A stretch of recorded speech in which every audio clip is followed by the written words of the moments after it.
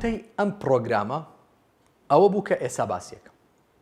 لە دوای ئەوەی پرسیارێکمان وروژان سوودی یاسا چییە لە کۆمەڵگەیەکە، یان ئەگەر بێت و ئەو کۆمەڵگایە یاسای تیانەبێت چی ڕوئەدا بیەنە خەیاڵی خۆت.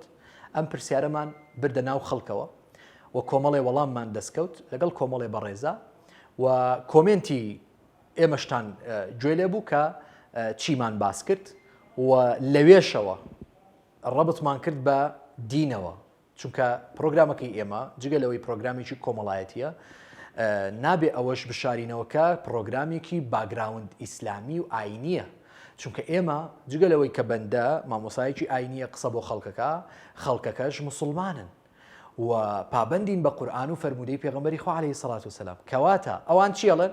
ئەڵێن ئەبێ پابند بین بە یاساوە، ئەوان ئەڵێن یاسا گرنگە، ئەوان ئەڵێن سیستەم لە هەموو شوێنێکە جوانە باشە چاکە بەرز و پیرۆزە.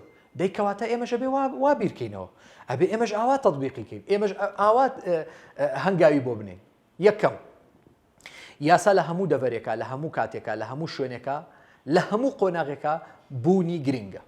دووەم لەوە گرنگتر پەیڕەوکارانی یاسایە و ڕۆشنبیری ئەو کەسە دەرەخا کاتێک کەسێکە بینی یاسا بەسەر خۆشیە تەطبیقەکە با خۆی بەرپرس بێ، با خۆی دەسەڵاتدار بێ.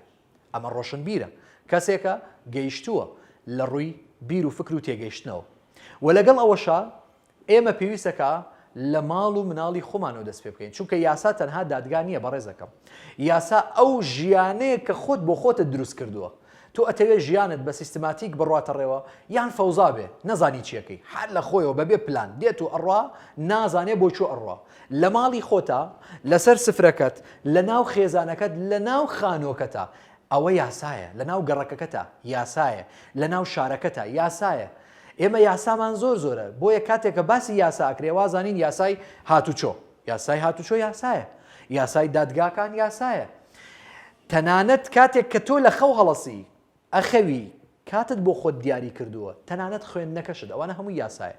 بۆیە کاتێک پابند دەبی بەم یاسایەوە کە هەم خۆت بۆ خۆتت داناوە یان کەسانێک بۆ تۆیان داناوە، ئەو کاتە ژیانی تۆ بەڕێک و پێکی ئەڕواتە ڕێوە و زووش پێشەکەوی.